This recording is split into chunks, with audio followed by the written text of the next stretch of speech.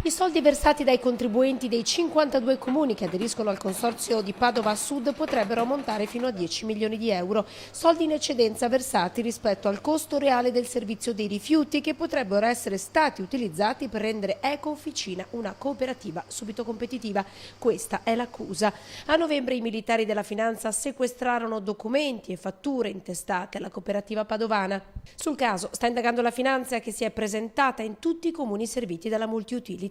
Ad essere analizzate sono proprio le aliquote applicate nelle bollette dei cittadini di Piove di Sacco superiori a quelle approvate in Consiglio Comunale.